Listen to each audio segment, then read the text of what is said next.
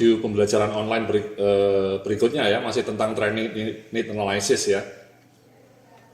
Jadi dalam video sebelumnya kita sudah bicarakan mengenai tipe yang pertama ini Mas, ya Mbak ya. Jadi Organizational Based Need Analysis.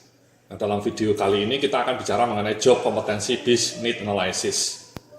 Ya, jadi seperti yang tadi saya sampaikan dalam video sebelumnya, ketika kita bicara mengenai Organizational Based Need Analysis, kita merujuk pada kebutuhan corporate strategy dan corporate values untuk melacak faktor kunci efektivitas keberhasilan organisasi.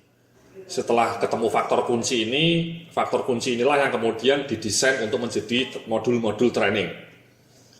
Ya, contohnya seperti ini ya. Jadi dalam modul sebelumnya, misalnya saya memberikan contoh, ketika Anda sudah melacak kekuatan dan kelemahan organisasi Anda merasa 7 elemen ini merupakan faktor kunci keberhasilan perusahaan Anda ya dalam berkompetisi ya, dalam menghadapi persaingan yang sangat keras dan penuh tantangan. Nah, dari 7 item inilah kemudian Anda coba lacak mana yang layak dijadikan training untuk training wajib di perusahaan Anda. Ya. Jadi seperti yang saya bilang tadi ya dalam video sebelumnya ya. Jadi 7 faktor kunci keberhasilan ini mulai dari planning sampai technical skills. Anda coba assess ya, mana yang masih mengalami kekurangan dan karenanya perlu diprioritaskan pengembangan pelatihannya. Atau kalau misalnya Anda punya budget yang besar ya, 7 faktor kunci ini dijadikan modul training. Bahkan seperti yang tadi saya sampaikan dalam video sebelumnya, tidak hanya 7-nya dijadikan training, tapi masing-masing judul ini, masing-masing tema ini di-break menjadi 3 level ya. Level basic, level medium, level advance. Jadi itulah Mas ya, faktor ketika Anda melakukan analisa kebutuhan pelatihan berdasarkan kebutuhan organisasi, based on corporate needs. Nah, di dalam video kali ini kita akan bicara yang tema kedua ini Mas. Ya. Jadi yang kita sebut Job Competencies Based Need Analysis. Jadi ini sebenarnya adalah analisa kebutuhan pelatihan yang didasarkan pada profil kompetensi yang dipersyaratkan untuk setiap posisi jabatan. Jadi asumsinya Anda sudah punya profil kompetensi yang menjadi persyaratan untuk setiap posisi, Mas. Ya, jadi Anda punya. Kalau belum punya ya disusun dulu. Ya. Jadi Anda harus punya profil kompetensi untuk masing-masing jabatan, disusun. Saya akan berikan contoh ya. Anda juga nanti bisa melihat video yang judulnya topik mengenai kompetensi based HR management. Di dalam tema pelatihan online mengenai kompetensi based HR management system, saya memberikan contoh yang lebih detail mengenai bagaimana menyusun profil kompetensi dan contoh-contoh profil kompetensi. Anda bisa download juga. Nah, kali ini saya akan berikan contoh nih Mas, ya. Jadi sebelum saya kasih contoh, saya akan uraikan ya, stepnya seperti ini ya. Jadi Anda identifikasi profil kebutuhan kompetensi tiap jabatan, baru dari sini kita tahulah mendesain atau menentukan modul-modul training yang relevan sesuai dengan kebutuhan kompetensi. Jadi once again Anda harus bikin ininya Mas, harus bikin profil kebutuhan kompetensi tiap jabatan. Kalau belum ada ya tidak bisa melakukan job competencies based need analysis ini. Ya. Nah, setelah Anda punya kebutuhan kompetensinya, Anda baru pilih judulnya. Saya akan ngasih contoh profil kebutuhan kompetensi tiap jabatan. Ya. Ini Mas ya, kompetensi profil per posisi. Ini adalah nama posisinya, contoh saja ini Mas. Ya. Nah, kemudian ini adalah kompetensi teknis fungsional. Jadi seorang manajer SDM, cara membacanya ini ya, harus menguasai kompetensi ini semua Mas. Mulai dari administrasi SDM, pengembangan SDM, manajemen kinerja, manajemen remunerasi, dan hubungan industrial. Ini judul-judul kompetensi, jenis-jenis kompetensi. Dan skala persyaratannya ya, skalanya ada yang 4, ada yang 5. 5 itu sangat tinggi, sangat optimal ya, profesional, master. Skalanya 1-5 Mas, skalanya 1-5. 5 itu sangat baik, 1 itu masih rendah. Ya. Definisi mengenai skala kecakapan ini sekali lagi bisa Anda lihat nanti di topik pembelajaran online mengenai kompetensi based HR management. Jadi ini misalnya seorang manajer SDM harus menguasai pengembangan SDM levelnya 5, manajemen kinerjanya harus paham levelnya 5 atau master, hubungan industrialnya juga 5. Sebaliknya kalau staf SDM misalnya cukup skala kompetensinya cukup 3 ya. 3 itu memadai. Nah ini Mas ya, Anda harus bikin seperti ini semua. Ya, bikin seperti ini untuk semua posisi. Ya. Ini adalah kompetensi teknisnya Mas. Karena seperti yang Anda tahu, kompetensi itu ada 2 jenis ya, kompetensi teknis dan kompetensi manajerial atau soft kompetensi kita bilangnya. Ya, kalau kompetensi teknis ini namanya hard kompetensi. Kompetensi berikutnya kita sebut soft kompetensi atau kompetensi manajerial. Nah, seperti apa kompetensi profil per posisi untuk jenis kompetensi manajerial? Ini saya juga sudah kasih contoh. Ya, ini. Jadi perusahaan ini contohnya ya kasusnya sudah menetapkan ada 6 kompetensi soft atau manajerial yang harus dikuasai, mulai dari leadership, inisiatif, kerjasama, perencanaan, problem solving, dan orientasi pada kualitas kerja yang prima. Nah sama Mas, dikasih skala kayak gini. Ya misalnya untuk manajer umum, SDM, semua harus levelnya 5. Asmen harus levelnya semua 4. Asmen staff ada yang 3, ada yang 2, bahkan ada yang kosong. Kosong ini artinya tidak perlu kompetensi itu. Ya. Leadership mungkin karena staff belum perlu mengenai leadership, jadi kosong.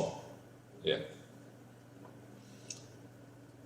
Ini fresh grade, ini artinya orang-orang manajemen trainee Mas ya. Manajemen trainee yang biasanya fresh grade yang direkrut dengan program manajemen trainee. Ya. Semua minimal 3 persyaratannya. Sama Mas, Anda harus menetapkan seperti ini juga untuk kompetensi manajerial ya. Ini ya, jenis-jenis ini harus Anda desain. Nah ini tidak muncul dari langit ya, tapi juga berdasarkan observasi kebutuhan perusahaan dan juga interview dengan beberapa manajer, muncullah kompetensi-kompetensi manajerial seperti ini. Ya. File soft copy-nya ada di sini Mas ya. Ini saya memberikan contoh yang lebih lengkap. Anda bisa download file ini ya di materi mengenai kompetensi Biz HR Management. Ya ini ada namanya kecakapan ahli, kecakapan lanjutan, kecakapan standar, kecakapan terbatas, dan kecakapan di bawah standar levelingnya. Ini untuk kompetensi teknis fungsionalnya ada 13 kompetensi teknis, dan kemudian untuk kompetensi manajerialnya ada 10. Ini levelingnya. Ini namanya profil kompetensi Mas. Ya. Kebutuhan kompetensi perjabatan atau disingkat KKJ. KKJ, kebutuhan kompetensi perjabatan. Jadi Anda harus bikin ini, ketika Anda bikin TNA-BIS on kompetensi harus bikin seperti ini. Ini file Excel-nya bisa Anda download di materi mengenai kompetensi BIS HR Management. Nah setelah Anda ketemu kompetensi profilnya, ya kemudian Anda tetapkan jenis-jenis training yang harus dilakukan untuk masing-masing posisi itu. Nah contohnya seperti ini, ya. Ini training metric for competency development. Jadi ini judul trainingnya, durasinya, dan ini nama-nama posisinya. Cara membacanya seperti ini ya, misalnya manajer SDM dan umum, dia harus ikut training yang warnanya biru ini. Jadi dia harus ikut training pengembangan SDM level lanjutan atau advance. Dia harus ikut manajemen kinerja, training manajemen kinerja level advance. Dia harus ikut manajemen reformasi level advance dan strategi hubungan industrial. Ya. Sebaliknya kalau staff, misalnya staff SDM ini ikutnya yang biru-biru ini Mas, dia harus ikut administrasi SDM level basic, pengembangan SDM level basic, kemudian manajemen kinerja level basic, dan manajemen remunerasi level basic. Jadi kalau Anda lihat memang judul-judul trainingnya ini ada 9 ini, contoh juga Mas, itu kalau Anda lihat itu sebenarnya merupakan judul training yang dikembangkan dari jenis kompetensi. Ya, memang mirip kalau untuk kompetensi teknis. Jadi sebenarnya judul training itu pengembangan atau di-derive atau di-define dari judul kompetensi ya. Jadi misalnya tadi ya, kita kompetensinya, kebutuhannya ini, jenis-jenis kompetensinya. Ya tinggal kita bikin training mengenai manajemen kinerja, mengenai manajemen remunerasi, mengenai hubungan industrial. Dan kebetulan tadi kita breakdown menjadi 2 level ya, level manajemen kinerja trainingnya kita bikin 2 level. level basic dan level advance. Ya. Jadi contohnya ini ya, misalnya manajemen kinerja kita bagi jadi dua, manajemen kinerja level basic, manajemen kinerja level advance. Remunerasi juga ada trainingnya, manajemen remunerasi level basic, dan manajemen remunerasi level advance, trainingnya. Durasinya 2 hari. So this is it mas, ya mbak-mbak ya. Jadi ketika Anda sudah punya training matrix seperti ini, Anda tidak perlu lagi melakukan itu, TNA yang individualistik itu ya, yang kadang-kadang sesuai selera usernya ya. Ikutnya judulnya training macam-macam gitu ya. Ada yang mengenai ESQ, macam-macam. Ya, sehingga tidak terstandar. Kalau Anda sudah punya training matrix yang terstandar seperti ini ya, yang namanya manajer SDM, ikut trainingnya setiap tahun itu ya ini, yang warna biru ini. Misalnya, ini ada 4 ya, bisa di breakdown menjadi 2 tahun lah. Dalam 1 tahun dia ikut training 2, ya, manajemen kinerja lanjutan sama pengembangan SDM lanjutan. Tahun depan mungkin manajemen remunerasi lanjutan dan strategi hubungan industrial yang advance. Ya, artinya 4 training ini bisa dilakukan dalam 2 tahun. Tapi kalau budgetnya ada dan waktunya ada ya bisa juga sekaligus dalam 1 tahun. Ya, nanti saya ceritakan implikasinya mas, implikasi ini bagi pengembangan karir. Sama staf SDM misalnya dalam kurun 2 tahun misalnya atau 1 tahun dia harus wajib ikut training 4 ini ya. Ini masih untuk kompetensi teknis mas ya. Training metrik untuk kompetensi development bidang teknis. Nah untuk bidang soft juga saya sudah berikan. Ini contohnya seperti ini. Ya.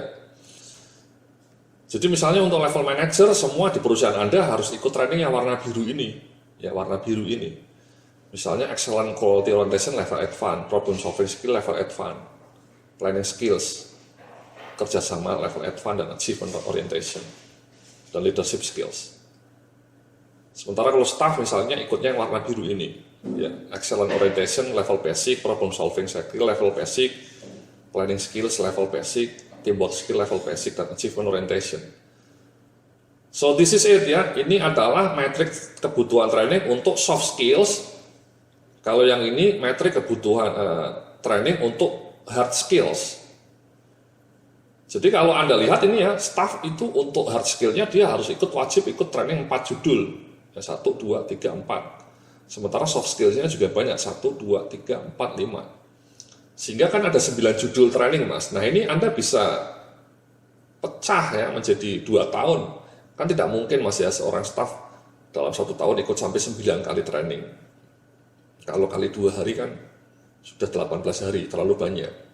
Standarnya di Asia ini 5 hari mas, 40 jam, 5 hari. Jadi kalau misalnya trainingnya 2 hari ya dia bisa ikut 2 lah ya, at least 2. Jadi dalam durasi ketika dia menjadi staff misalnya 3 tahun lah rata-rata kan posisi staff itu bisa ada sampai 3 atau bahkan 5 tahun kan masih menjadi staff ya. Atau mungkin 3 tahun lah kita anggap rata-rata. Sehingga dalam 3 tahun itu dia harus ikut 9 training itu. Ya Anda pecah ya mungkin setahun 3 kali. Ya. Jadi inilah yang dilakukan perusahaan-perusahaan kelas dunia itu mas. Jadi mereka sudah punya training matrix yang bersifat standar. Seperti ini. Jadi tidak boleh lagi user itu minta training macam-macam yang tidak ada di sini. Karena ini sudah mandatory training yang standar. Kayak Astra, ya, kemudian GE, General Electric di dunia itu ya, IBM. Itu mereka punya training matrix seperti ini, baik untuk soft skills maupun untuk hard skills. Jadi, Andanya sebagai pengelola HRD yang menentukan bahwa ini loh, matrix training untuk semua karyawan di perusahaan kami, tidak boleh ada karyawan yang ngambil training di luar judul-judul ini. Ya, gaduh-gaduh nanti, itu yang terjadi di banyak perusahaan di Indonesia, gaduh-gaduh. Anda tiap tahun ngasih kuesioner kepada user Anda, ditanya apa kebutuhan trainingnya, mereka ngisis, ya. Kenapa? Karena Anda nggak punya seperti ini mas, ya. Anda nggak punya metriknya, belum dibikin. Anda juga untuk training kompetensi teknisnya juga Anda tidak bikin. Jadi akhirnya Anda ikut saja selera user ya. Karena pemahaman Anda mengenai kompetensi teknis user Anda tidak ada. Itu kelemahan banyak pengelola HRD di Indonesia ya. Tidak memahami jenis-jenis kompetensi teknis yang dibutuhkan oleh bagian marketing misalnya, atau bagian IT, bagian finance, bagian produksi. Sehingga mereka milih sendiri sesuai selera mereka. Tapi kalau Anda sudah punya bikin seperti ini ya, again ini juga munculnya tidak dari langit, tapi juga dari kompetensi profil dibikin ya. Jadi Anda tahu kompetensi teknis untuk orang IT itu apa, kompetensi teknis untuk orang marketing itu apa, kompetensi teknis untuk orang maintenance itu apa. Muncullah training matrix seperti ini. Dan kemudian Anda bahkan sampai menentukan schedulingnya ya, bahwa tahun ini Anda harus ikut ini, harus ikut ini, harus ikut ini, dan seterusnya. Jadi ini namanya backbone mas, standarisasi. Jadi kegiatan TNA di perusahaan Anda itu tidak lagi seperti biasanya itu ya, tiap tahun nyebar kuesioner, kemudian masukan dari user, judul trainingnya mungkin ada 1001 judul gitu ya, 101, macam-macam, ada PSQ, ada macam-macam lah ya, sehingga tidak terstandar sesuai selera user. Nah menurut hemat saya, kalau Anda mau membangun kompetensi yang terstandar ya polanya seperti ini sebaiknya. Jadi Anda seragam, ya Anda sudah punya patokan, ya. Jadi semua karyawan nanti kompetensinya, penguasaan kompetensinya sama karena trainingnya juga sama, menjadi lebih terstandar, ya. Itulah yang dilakukan perusahaan-perusahaan kelas dunia, mas, ya, menjadi lebih terstandar, menjadi lebih kredibel sehingga SDM-nya menjadi lebih wow, lebih cetar membahana kompetensinya. Oke, itulah ya video kali ini mengenai TNA berbasis kebutuhan kompetensi jabatan. Nanti saya akan lanjutkan mengenai implikasi ini bagi pengembangan kebijakannya. Terima kasih, sampai jumpa dalam video berikutnya.